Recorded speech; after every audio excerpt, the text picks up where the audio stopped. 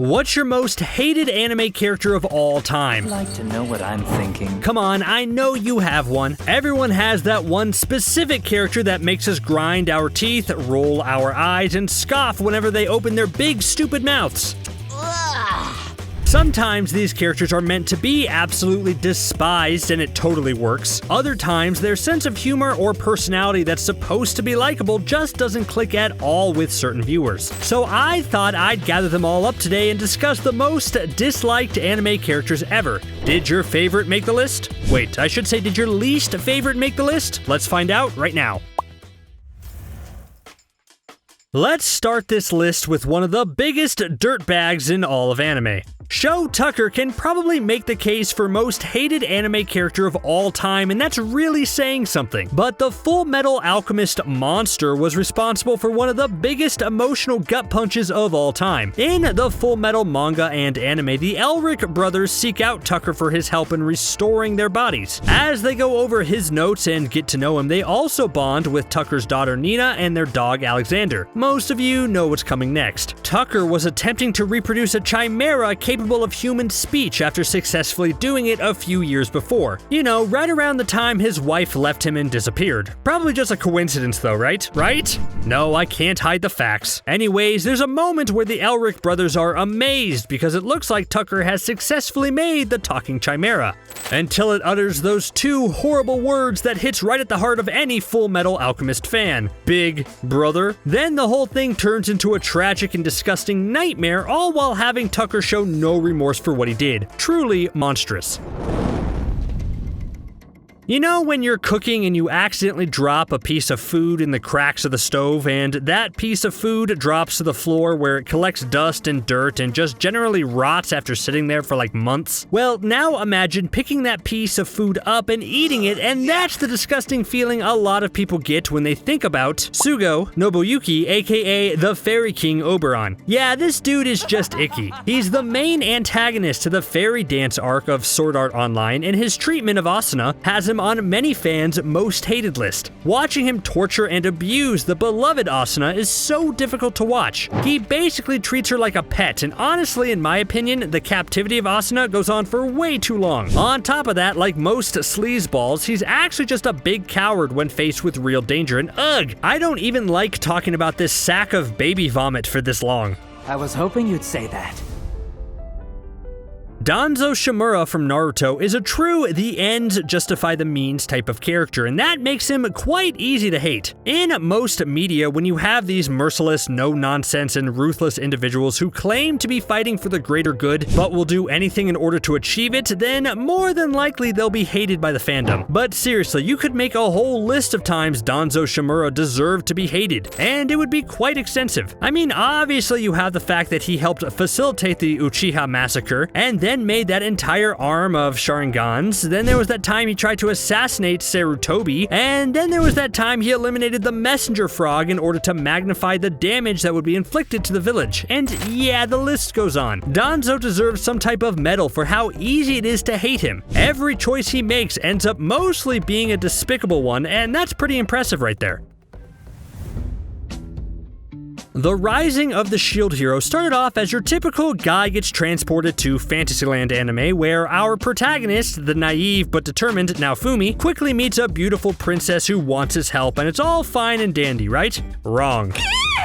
Princess Malty almost immediately creates vicious and reputation-damaging lies about Naofumi, which turns the entire kingdom and his fellow heroes against him. Seeing how quickly Princess Malty goes from your typical anime princess to just rotten, ambitious, and manipulative is one of the best first episode twists ever. It immediately sets up Rising of the Shield Hero as an atypical fantasy and just gets you to hate Princess Malty and basically the entire corrupt kingdom with shocking ease.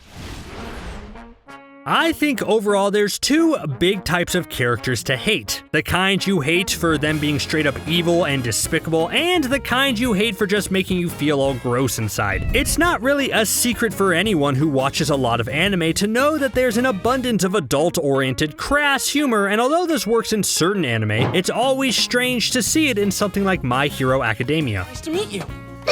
My Hero is one of the most popular anime right now, and its main characters are these upstanding, complicated young adults who desperately want to be heroes and save the world from the forces of evil. Almost all of them have their moments to shine, and if you poll 20 people, you'll likely get a large variety of different favorite characters. But you know who doesn't top anyone's favorite My Hero characters? Ugh, just saying his name makes me want to take a hot shower and eat a whole tub of breath mints. The little pervert constantly makes audiences wonder just how he was good enough to make it into Class 1A, because he definitely has big Class 1B energy, don't you think? My angel. Yes, he's shown his ability to step up and be a hero when necessary, but a lot of the time he's either too scared to make an intelligent choice or just wants to touch a girl's body.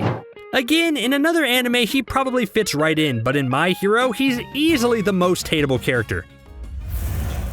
Okay, this will probably be a controversial inclusion, but I'm including a character from Avatar: The Last Airbender. Yes, it's not a traditional anime, but it's clearly a Western cartoon that takes a ton of inspiration, designs, and themes from anime. Plus, Azula told me if I didn't include her on this list, she'd feed me to a pit of snake bears, and I don't want that. So yes, I think Azula belongs on this list of most hated characters. Actually, everything's not all right. I mean, she's just so good at being bad. This is a weird entry because all I'm going to do is praise how good of a character Azula is, and that's what makes her so hateable, but in a kinda good way. Like, she's pure evil and rotten to the core, but also she's incredibly proficient in everything she does. She's not just a blustering villain who uses brute force to get what she wants. No, she's sadistic in that she enjoys causing pain and suffering to others. And in a children's cartoon nonetheless. She knows how to push absolutely everyone's buttons, and that's a truly dangerous power. And really, she's not this secretly good character like Zuko was. Nope, basically Azula was rotten to the core to the point where even Uncle, of all people, said she needed to be taken out. So yes, out of everyone on this list, Azula is definitely one of the most fun to hate. Oh, very well. Alright, at the time of making this video, Attack on Titan hasn't finished airing, so I'll keep this relatively spoiler-free for anything in the back half of the final season and just talk about what happened in the first half of the final season. Sounds good? Specifically, I'm going to talk about the moment where Gabi became Attack on Titan's most hated character of all time. You want to know the most surefire way to make a hated character? By shooting one of the most beloved characters of all time. Sasha was too good for the Attack on Titan world. She was the comic relief and responsible for mostly all the levity in this truly dark anime. Her love for all things food made her a fan favorite, and after surviving so much and accomplishing the dangerous mission, to be taken out by the rage-filled Gabi is just heartbreaking. Like, anyone who knows Attack on Titan well knows that originally the creator and writer tried to eliminate Sasha much earlier on, but editors pleaded with him to keep Sasha alive longer. That's how much everyone loved Sasha. So whoever was on the other side of that gun that pulled the trigger was immediately about to become public enemy number one. It doesn't matter that we spent the first half of the season getting to know Gabi and understanding her motivations and why she hates Eren's crew. As soon as she took out Sasha, it was game over for her likability. I consider my life split up into two chunks, BSD and ASD, which of course means before school days and after school days. You're not really the same after watching School Days, and anyone who's seen it will know exactly what I'm talking about. And that's why it's super easy to say that its main character Makoto is almost single-handedly the worst anime protagonist you'll ever see. He starts off as our romantic lead, and then through the course of the series just reveals himself to be garbage wrapped up in used baby diapers and dipped in 4-month-old milk. He does some truly terrible things in this anime and keeps proving that he has no redeeming qualities. Let's look at the members of Team 7 in Naruto for a second. Fans love Naruto. Fans love Sasuke. Fans love Kakashi. And finally, fans despise Sakura. Yep, it's true. And fans don't hate Sakura because she's secretly a villain or did something truly evil or anything like that. In fact, there are plenty of times when she proves herself as a loyal friend and good teammate. But those moments are only casually sprinkled in a sea of poor character treatment. Sakura just doesn't have that many likable traits. She's very selfish, obnoxious, and self-centered, which makes it hard to root for her to succeed. Early on, she spent the series either trying to pursue her misguided crush on Sasuke, or just completely tearing down Naruto. What do you know? In the Naruto anime, you needed a character like Sakura in order to round out the cast, but the downside is that this character would be generally hated by most of the anime community. Madoka Magica is one of the defining magical girl anime of the 2010s, and the first thing that always comes to my mind whenever I think about it is, don't trust Kyubey. If you squint hard enough, it kind of looks like a cat, but seriously, don't come anywhere near this cold, emotionless incubator that just wants to exploit the emotions of the human race to produce enough energy to stop the destruction of the universe. Which, yes, sounds kind of like the good guys, but they'll eliminate and destroy human lives over and over again in order to get it done. Kyubey is sort of like the Terminator. It will never stop, never rest, and just keeps getting back up whenever you think you've stopped it for good, all while continuing to push, making a deal with it. But trust me, don't do it. Any deal you make with Kyubey basically curses you. And honestly, I really like the idea of the Kyubey character, with it starting as the normal cute sidekick creature you see in these types of stories, before revealing a truly sinister side with every passing episode. And then, by the end, you downright hate how relentless it is.